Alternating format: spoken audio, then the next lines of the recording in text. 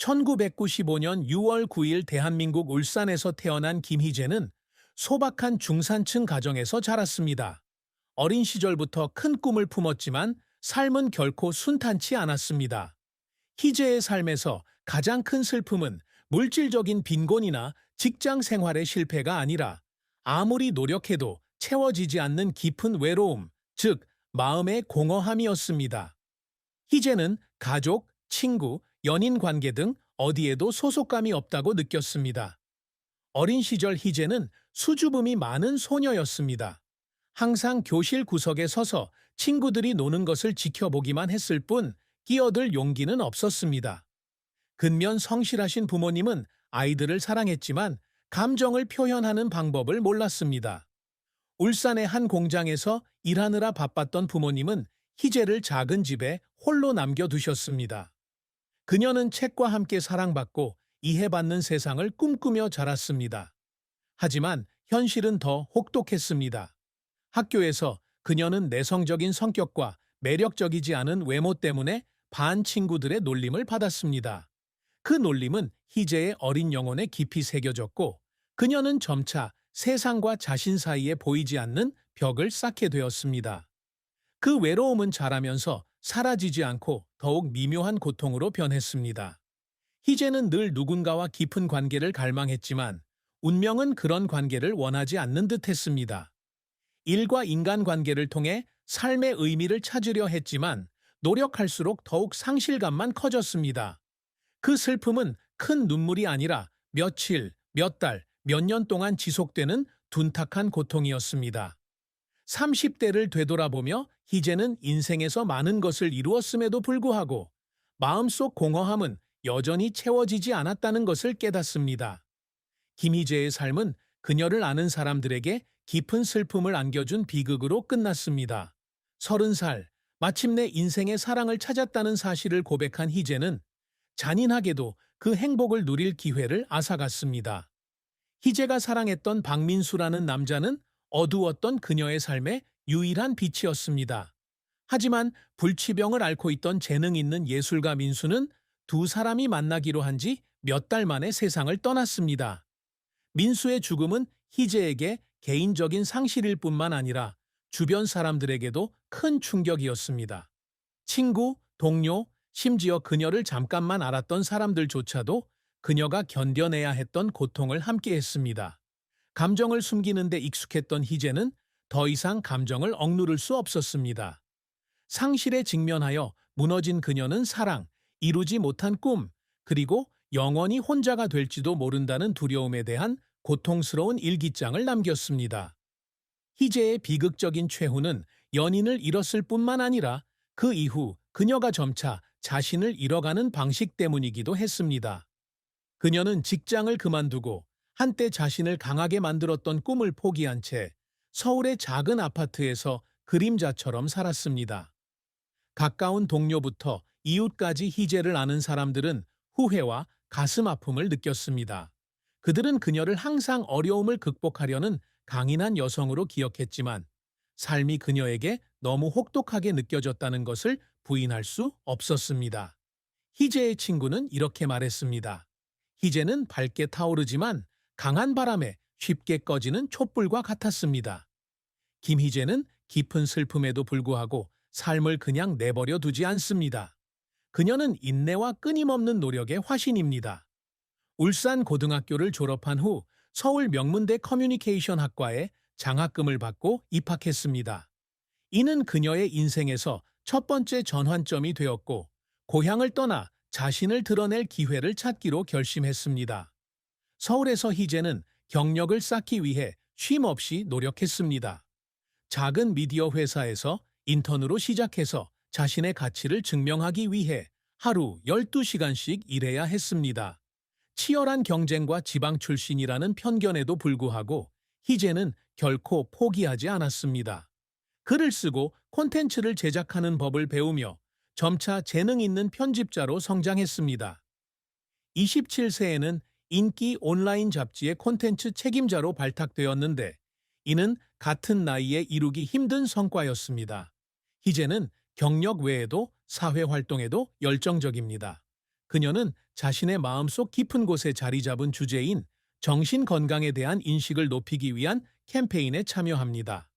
그녀는 세미나를 열고 자신의 고민을 담은 글을 쓰며 외로움과 사회적 압박에 시달리는 많은 젊은이들에게 영감을 주고 있습니다. 소박하지만 진심이 담긴 그녀의 글은 수천 명의 독자에게 깊은 울림을 주었습니다. 그녀의 유명한 글 중 하나인 공허함과 함께 살아가기는 널리 공유되었고, 삶의 의미를 찾는 사람들에게 하나의 상징이 되었습니다. 희재의 가장 큰 업적은 아마도 직함이나 수상보다는 다른 사람들에게 영감을 주는 방식에 있을 것입니다. 그녀는 때로는 마음을 잃더라도 자신에게 충실하려고 노력합니다. 30살이 된 희재는 어린 시절 울산에서 꿈꿨던 많은 것을 이루었지만 성공이 그녀의 마음속 깊은 슬픔을 지울 수는 없다는 것을 깨달았습니다.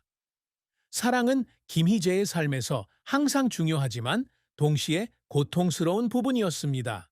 어린 시절부터 그녀는 진정한 사랑, 자신을 있는 그대로 이해하고 받아들여 줄 사람을 갈망해 왔습니다.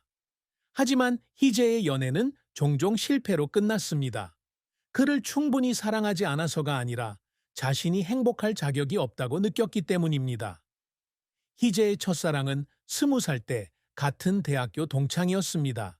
그는 다정하고 자상했지만 연애는 몇 달밖에 이어지지 못했습니다. 깊은 불안감을 안고 있던 희재는 자신이 부족하고 그가 자신을 떠날까봐 늘 두려워했습니다. 그리고 결국 그녀의 두려움은 현실이 되었습니다. 이별은 그녀에게 깊은 상처를 남겼고 앞으로의 연애에 더욱 폐쇄적인 태도를 보이게 되었습니다. 희재는 29살에 박민수를 만났을 때 스스로 진정한 사랑이라고 부르는 것을 처음으로 느꼈습니다. 예민한 예술가 민수는 그녀의 영혼 속 어두운 구석을 이해하는 듯했다. 두 사람은 희재가 편집자로 일하고 있던 서울의 한 미술 전시회에서 만났다. 민수는 꽃밭에 서 있는 외로운 여인의 그림을 그렸고 희재는 그림이 자신에 대해 이야기하는 것 같다고 느꼈다. 그때부터 두 사람은 꿈, 두려움, 희망을 나누는 감정적인 관계를 시작했다. 하지만 희재의 행복은 오래가지 못했다. 민수는 사귀기 시작한 지 몇 달 만에 자신이 말기 암 진단을 받았다는 사실을 알게 되었다. 민수의 시간이 얼마 남지 않았다는 것을 알면서도 희재는 그의 곁을 지키며 그를 돌보고 온 마음을 다해 사랑하기로 결심했다. 두 사람은 서울 교회의 작은 집에서 작은 결혼식을 올리는 것을 꿈꿨지만 운명은 그들에게 기회를 주지 않았다. 민수가 세상을 떠났을 때 희재는 자신의 일부도 사라진 것처럼 느꼈다. 그녀는 결혼하지 않았습니다. 결혼하고 싶지 않아서가 아니라 누구도 민수를 대신할 수 없다고 마음속으로 믿었기 때문입니다. 희재의 사랑에 대한 슬픔은 상실감뿐 아니라 사랑하는 사람과 온전히 함께 살아갈 기회를 놓쳤다는 생각에서 비롯되었습니다. 민수를 지키기 위해 무엇을 할 수 있었을까? 불가능할 거라는 걸 알면서도 그 고통과 타고난 외로움이 겹쳐 희재는 점차 세상과 단절되었습니다. 김희재의 삶은 회복력의 이야기이지만 동시에 풀리지 않은 상처의 이야기이기도 합니다. 30살이 되어 마침내 민수가 자신의 사랑임을 인정했을 때 그녀는 그 행복이 덧없다는 현실과 마주해야 했습니다. 그녀의 가장 큰 슬픔, 깊은 외로움은 울산의 수줍은 소녀였던 그녀를 서울에 강인하지만 상처받은 여성으로 만들었습니다. 자랑스러운 업적에도 불구하고 희재는 마음의 공허함에서 벗어날 수 없었습니다. 그녀의 비극적인 최후는 김희재의 삶은 비극으로 끝났고 그녀를 아는 모든 사람들은 슬픔에 잠겼습니다. 30살이 되어 마침내 진정한 사랑을 찾았다는 사실을 인정했지만 운명은 잔인하게도 그 행복을 누릴 기회를 앗아갔습니다. 희재가 사랑했던 박민수라는 남자는 어두웠던 그녀의 삶의 유일한 빛이었습니다. 하지만 불치병을 앓고 있던 재능 있는 예술가 민수는 두 사람이 만나기로 한 지 몇 달 만에 세상을 떠났습니다. 민수의 죽음은 희재에게 개인적인 상실일 뿐만 아니라 주변 사람들에게도 큰 충격이었습니다. 친구, 동료, 심지어 그녀를 잠깐만 알았던 사람들조차도 그녀가 견뎌내야 했던 고통을 함께했습니다. 감정을 숨기는 데 익숙했던 희재는 더 이상 참을 수 없었습니다. 상실의 아픔에 무너진 그녀는 사랑, 이루지 못한 꿈, 그리고 영원히 혼자가 될지도 모른다는 두려움에 대한 고통스러운 일기를 남겼습니다. 희재의 비극적인 최후는 사랑하는 사람을 잃었을 뿐만 아니라 그 이후 점차 자신을 잃어가는 모습까지를 담고 있었습니다.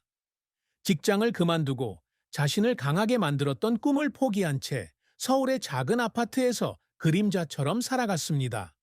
가까운 동료부터 이웃까지 희재를 아는 사람들은 모두 안타까움과 가슴 아픔을 느꼈습니다. 그들은 희재를 항상 어려움을 극복하려는 강인한 여성으로 기억했지만 삶이 그녀에게 너무 혹독하게 느껴졌다는 사실은 부인할 수 없었습니다. 희재의 친구는 희재는 촛불처럼 밝게 타오르지만 강한 바람에도 쉽게 꺼져버렸다라고 말했습니다. 깊은 슬픔에도 불구하고 김희재는 삶에 휩쓸려 가는 사람이 아니었습니다. 그녀는 끈기와 끊임없는 노력의 화신입니다. 울산 고등학교를 졸업한 후 희재는 서울 명문대 언론정보학과에 장학금을 받고 입학했습니다. 이것이 그녀의 인생의 첫 번째 전환점이 되었고 고향을 떠나 자신을 드러낼 기회를 찾기로 결심했습니다. 서울에서 희재는 쉴 새 없이 경력을 쌓았습니다. 작은 미디어 회사에서 인턴으로 시작해서 하루 12시간씩 일하며 자신의 가치를 증명해야 했습니다.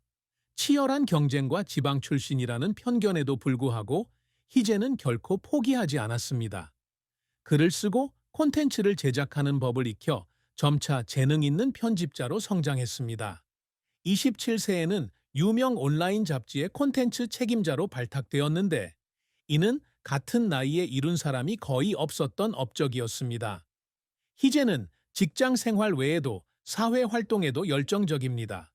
자신이 소중히 여기는 주제인 정신 건강에 대한 인식을 높이기 위한 캠페인을 펼치고 있습니다. 세미나를 열고 자신의 어려움